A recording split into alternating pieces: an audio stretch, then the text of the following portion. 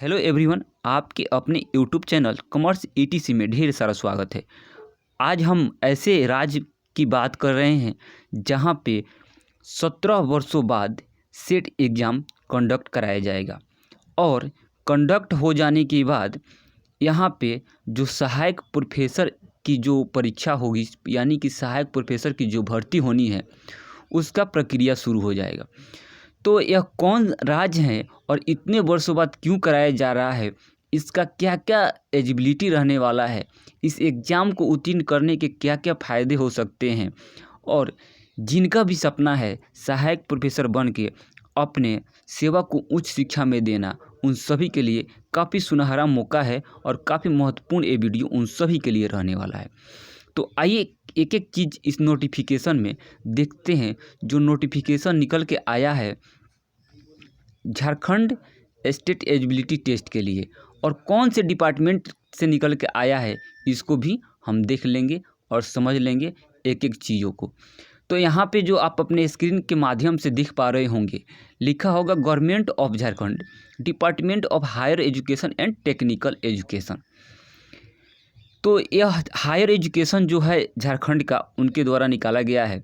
तो आइए इसके बारे में थोड़ा बहुत हम देख लेते हैं जो हमारे लिए इम्पोर्टेंट रहेगा।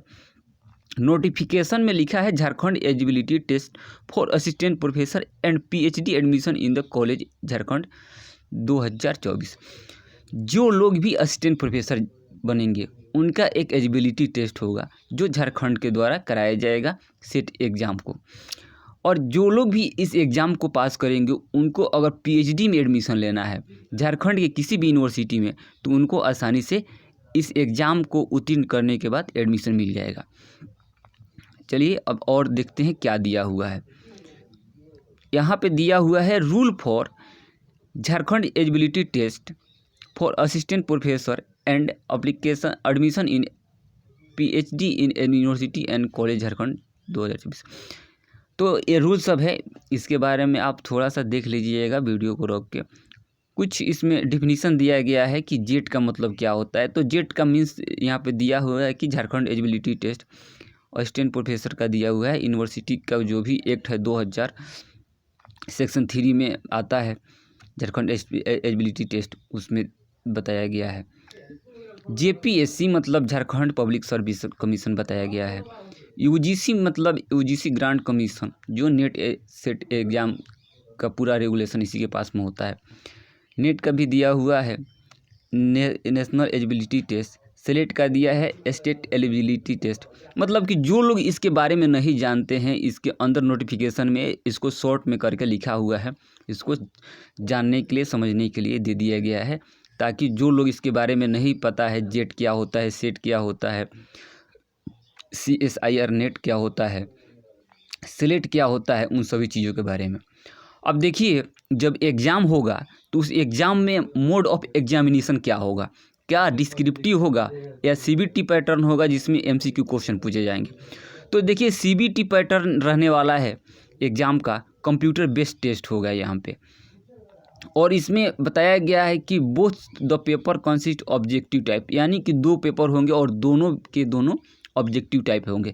There will be no break between appear, यानी कि 2 पेपर के बीच में किसी भी प्रकार का ब्रेक नहीं होगा। अब देखिए, 2 पेपर में होगा, उसमें क्या क्या नंबर्स के क्वेश्चन आएंगे। तो सबसे पहले इसमें 2 पेपर होते हैं, पेपर 1 और पेपर 2। ठीक नेट का पैटर्न यहाँ पे रहता है। तो पहला जो पेपर होगा उसमें 50 क्वेश्चन होंगे जिसका नंबर होगा 100, यानी कि एक क्वेश्चन के 2 नंबर। ठीक है, ठीक उसी प्रकार दूसरा जो पेपर होगा वो 100 क्वेश्चन होगा, वहाँ पर भी एक क्वेश्चन को सही करने पे 2 नंबर मिलेंगे, यानी कि 200 मार्क्स का हो गया। दोनों पेपर जो मिला के होगा 3 घंटे का होगा, यानी 180 मिनट में आपका दोनों पेपर कंडक्ट कराया जाएगा। तो ज़्यादा बात हम नहीं करते हैं सिलेबस पर, क्योंकि सिलेबस का पूरा यहाँ पे यूजीसी नेट का सिलेबस रहने वाला है। आप अपने सब्जेक्ट के अनुसार सिलेबस को यूजीसी नेट से रिलेट करके देख लीजिएगा, ताकि आपको अच्छे से समझ में आए। फ़ी की बात कही गई है यहाँ पे, फ़ी के बारे में बताया गया है, अभी उस कितना रहेगा वो बताया नहीं गया है। देखिए मीडियम ऑफ क्वेश्चन पेपर क्या होगा, तो हिंदी इंग्लिश दोनों होगा, और जो भी जैसे हिंदी का हिंदी में हो गया, संस्कृत का संस्कृत में हो गया, वो तो होगा होना ही है। लेकिन जनरल जितना सारे पेपर होते हैं एग्ज़ाम में, वो सभी के सभी पेपर हिंदी और इंग्लिश में होंगे। मार्किंग स्कीम क्या होगा, तो जैसा कि हमने ऊपर बात किया कि एक क्वेश्चन जो होगा सही करने पे 2 नंबर मिलेंगे। वहीं लिखा हुआ है ईच क्वेश्चन कैरी 2 मार्क्स। किसी भी तरह का निगेटिव मार्किंग नहीं है। तीसरे नंबर पे जो लिखा हुआ है इसको आप देख लेंगे। चलिए अब बात करते हैं कि एलिजिबिलिटी क्या रहेगी इसके बारे में। तो आइए इसको हम अंडरलाइन करते हुए पेन के माध्यम से देखते हैं और जानते हैं। ब्रश को उठाएंगे और यहाँ पे तो सबसे पहले हम सभी जानते हैं, जैसे यूजीसी नेट में अप्लाई करने के लिए हमारे पास कितना होना चाहिए, मास्टर डिग्री में 55% कम से कम होना चाहिए। वही चीज़ यहाँ पर रखा गया है। वहीं जो लोग BC1 BC2 SC ST PWD category में आते हैं उनके लिए 50% आपके अगर PG में मार्क्स हैं तो आप यहाँ पे आवेदन कर सकते हैं। चलिए आगे और देखते हैं। जो लोग परस्यूइंग है, जिनका होने वाला है एग्ज़ाम कुछ दिनों बाद हो जाएगा, अभी उनका 3rd सेमेस्टर चल रहा है, 4th सेमेस्टर के बाद उनका कंप्लीट हो जाने वाले हैं, वो लोग भी यहाँ पे अप्लाई कर सकते हैं। बात रहा कि और जो जिनके पास PhD है वो लोग तो यहाँ ऑलरेडी अगर जेट में अपेयर हो ही सकते हैं। उनके पास अगर मास्टर में 55% या 50% है, हो भी सकते हैं, कोई प्रॉब्लम नहीं है। आपके पास अगर यूजीसी नेट है तो भी हो सकते हैं, नहीं भी होइएगा तो आपको यहाँ पे जो असिस्टेंट प्रोफेसर की बहाली आएगी उसमें आप अपेयर होइएगा, आप फॉर्म को फिलअप कर लीजिएगा। यही बात यहाँ पर भी लिखा हुआ है। चलिए आगे देखते हैं। आगे नोडल जो एजेंसी इसका रहेगा JPSC रहेगा, झारखंड पब्लिक सर्विस कमीशन रहेगा। और जो भी लोग यहाँ पे बताया गया है कि the age of candidate should not less than 21 years, यानी कि जो भी कैंडिडेट 21 साल से कम है वो यहाँ पे फॉर्म को फिलअप नहीं कर पाएंगे। The update resolution letter issue by Jharkhand government for horizontal reservation जो झारखंड गवर्नमेंट के द्वारा निकाली जाएगी, अपडेट जो होगा उसी के अनुसार इशू किया जाएगा। यहाँ पे एग्जामेशन किनको मिल सकता है, वो चाहे असिस्टेंट प्रोफेसर की बहाली हो या PhD में एडमिशन की बात हो। तो जो लोग भी नेट या जेट क्वालिफाई कर चुके हैं, यहाँ पे लिखा हुआ है क्वालिफाई कर चुके हैं उनके लिए है, और मिनिमम जो एलिजिबिलिटी रहेगी यही नेट जेट रहेगी। चलिए आगे बढ़ते हैं। एग्जामेशन इनको मिल सकता है जो कि यहाँ पे लिखा हुआ है, examination from NET JET will be govern by UGC regulation and notification in gazetted of India time to time. उसके अनुसार अगर प्रीवियस में कोई भी कैंडिडेट जेट क्वालिफाई हैं, वो भी सेम अगर चाहते हैं कि सब्जेक्ट में अप्लाई कर लें तो याद रखें आप अप्लाई नहीं कर सकते हैं। दूसरे सब्जेक्ट में कर सकते हैं पर सेम सब्जेक्ट में नहीं कर सकते हैं। एज का कोई लिमिटेशन नहीं है। आप अगर 21 वर्ष से लेके 40 बरस 42 बरस लगभग 50 बरस के आसपास हैं तो एज का कोई लिमिट यहाँ पे नहीं रखा गया है। आप कितना ही वर्ष के हैं यहाँ पे अप्लाई कर सकते हैं। वहीं बात की गई है कि provision relating to personal with disability, यानी कि जो लोग भी दिव्यांग हैं, जो भी PWD कैटेगरी से आते हैं, उनके सर्टिफिकेट पे कम से कम 40% उनका दिव्यांगता होनी चाहिए, तभी जाके एलिजिबल होंगे इस एग्ज़ाम में, और जो भी उनको छूट चाहिए वो छूट मिलेगा। उसमें भी कई तरह का होता है, type of disability, colour vision होता है, ब्लाइंडनेस होता है, डेफ होता है, ये सब आप अपने अनुसार देख लीजिएगा और समझ लीजिएगा। चलिए आगे देखते हैं आगे क्या क्या दिया हुआ है। रजिस्ट्रेशन का प्रोसेस दिया हुआ है जो कि आगे आप देख लीजिएगा। जब अभी रजिस्ट्रेशन तो हो नहीं रहा है, जब होगा तो आप देख लीजिएगा कैसे कैसे अप्लाई करना है, बैंक चालान के माध्यम से करना है या ऑनलाइन फ़ी देना है, सिटी का चॉइस कैसे करना है, कौन कौन से सब्जेक्ट का कोड क्या रहेगा उस समय जब अप्लाई होने लगेगा तो सब चीज़ बता दिया जाएगा। कितना केबी का फ़ोटो रहेगा अभी बता दिया गया है, 10 से 200 केबी के बीच में आपका फ़ोटो रहना चाहिए, 80% आपका फेस दिखना चाहिए। इन सभी चीज़ों पे बता दिया गया है। और यहाँ पे बता दिया गया है कि पे फी यूजिंग, आप जो फ़ी को पे करेंगे आप क्रेडिट पे से कर सकते हैं, क्रेडिट कार्ड से कर सकते हैं, यूपीआई से कर सकते हैं। इन सभी चीज़ों के बारे में बताया गया है।